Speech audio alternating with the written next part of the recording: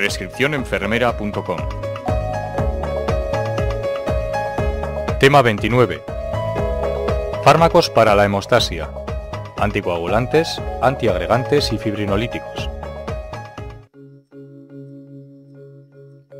La hemostasia sanguínea es el proceso fisiológico que tiene como fin mantener la sangre líquida y evitar su extravasación.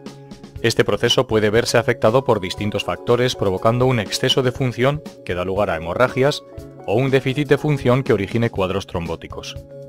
La trombosis es la base de enfermedades frecuentes y graves como la isquemia coronaria y cerebral o la trombosis venosa y la embolia pulmonar. Por ello, los fármacos que se utilizan en estas situaciones tienen una gran importancia.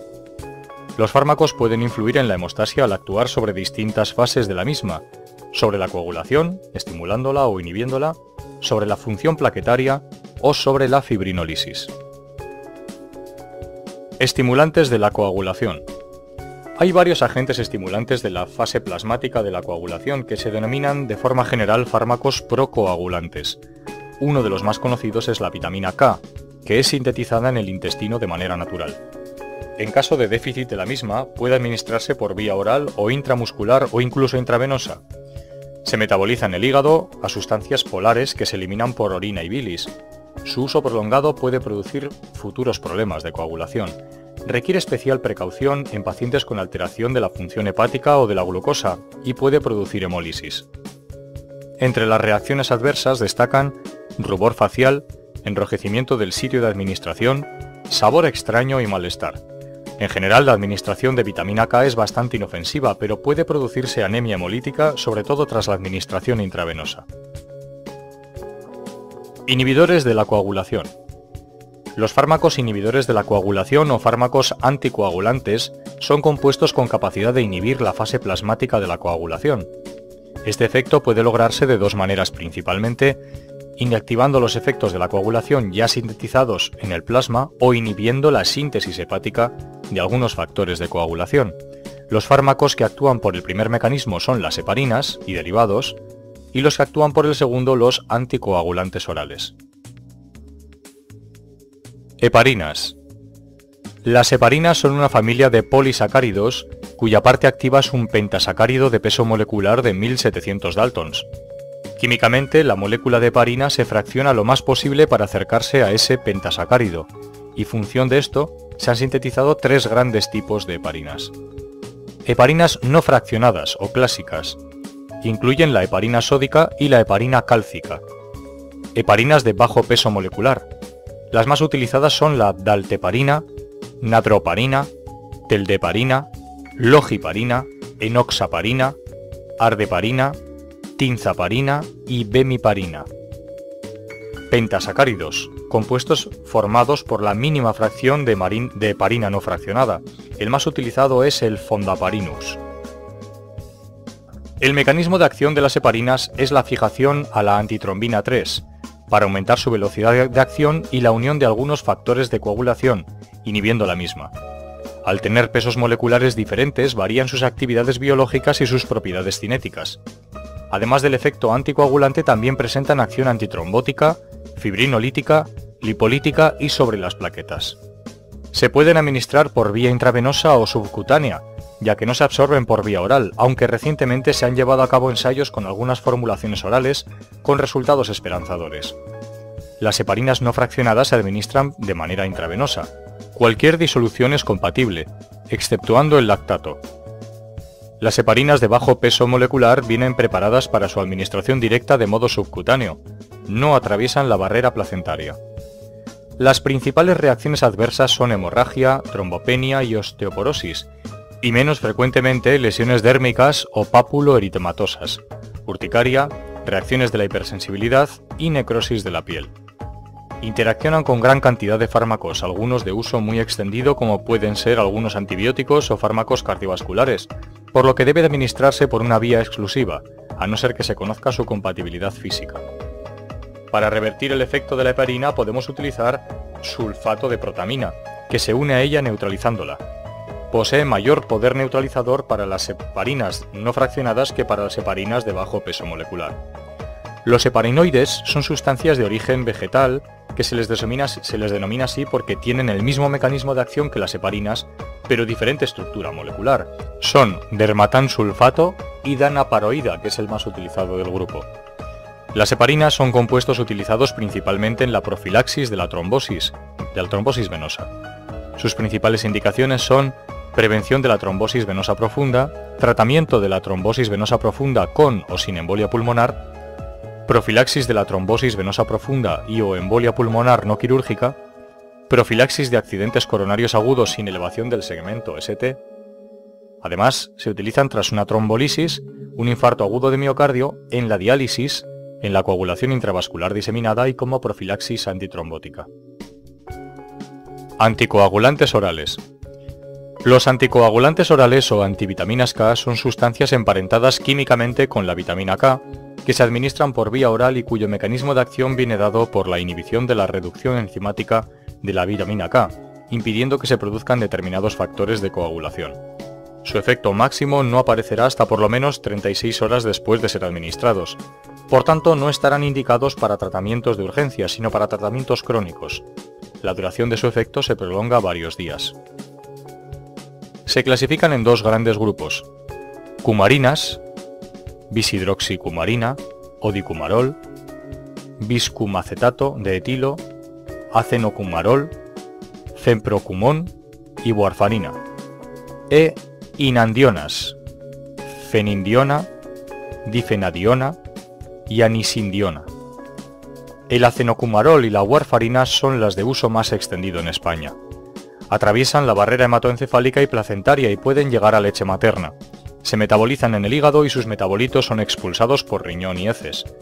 Poseen buena relación dosis-respuesta anticoagulante, pero su uso prolongado en el tiempo puede llevar a fluctuaciones del efecto sin variación de la dosis, debido generalmente a procesos fisiológicos o patológicos, cambios en la dieta o administración de otros fármacos. El ajuste de la dosis se realiza en cuanto al INR, razón normalizada internacional, que en situaciones normales debe mantenerse entre 2 y 3. Las reacciones adversas son frecuentes, debido especialmente a las numerosas interacciones. Por ello, un paciente que esté en tratamiento con estos fármacos siempre debe consultar antes de tomar cualquier otro fármaco. Las principales reacciones adversas son hemorragia, defectos congénitos, abortos y hemorragia fetal o neonatal si se administra a embarazadas, necrosis cutánea por cumarina y síndrome de los dedos morados por cumarinas, con menor frecuencia alopecia, urticaria, dermatitis, fiebre, náuseas, diarrea, cólico abdominal y anorexia. En el tratamiento o prevención de las trombosis venosas profundas y o de la embolia pulmonar, una vez resuelto el accidente trombótico agudo e instaurado el tratamiento con heparina intravenosa, debe administrarse un anticoagulante oral de forma inmediata, incluso a la vez que la heparina, debido a que, como comentamos anteriormente, los efectos tardan tiempo en instaurarse. Otras indicaciones de los anticoagulantes orales son la prevención de la embolia cerebral en enfermedades cardíacas como la fibrilación auricular o reemplazos de válvula cardíaca. En estos casos, el INR debe situarse entre 2,5 y 3,5.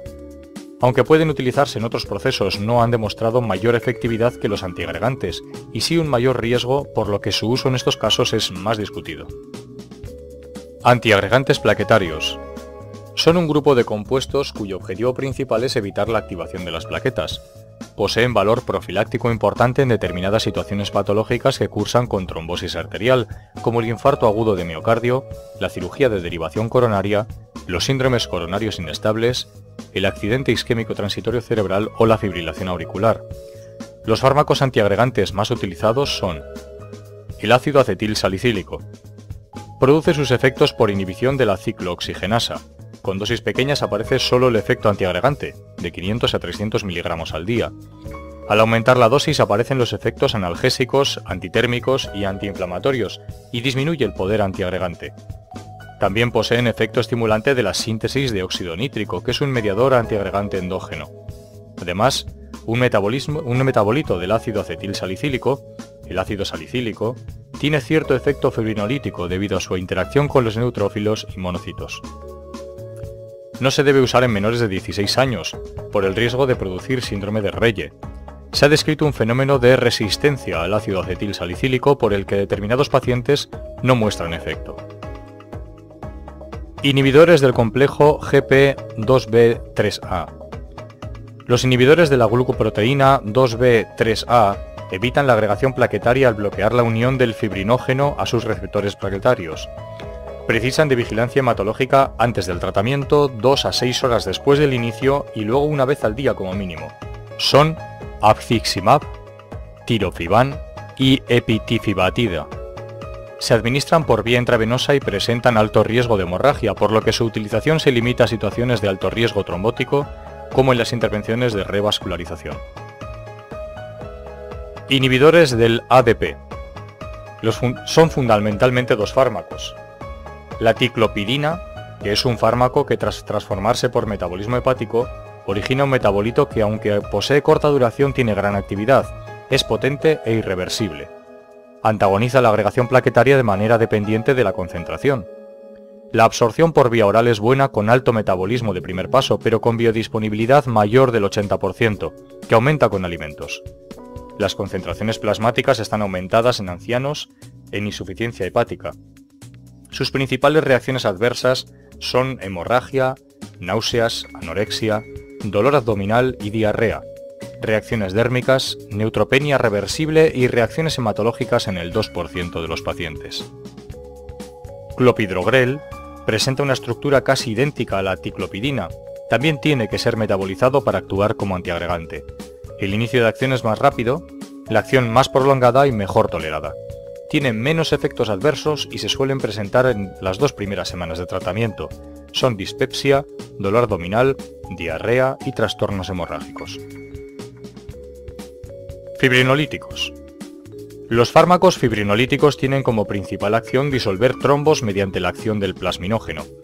Ninguno de ellos posee absorción por vía oral, por lo que la administración se realizará por vía intravenosa, generalmente a través de un catéter central y controlando con bomba de perfusión.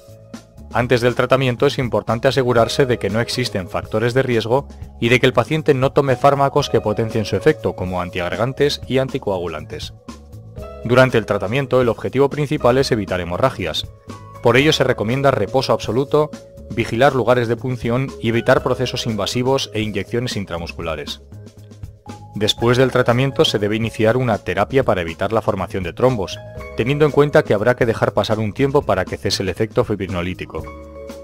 La reacción adversa más importante es la hemorragia, que será más llamativa si se instaura terapia complementaria con anticoagulantes.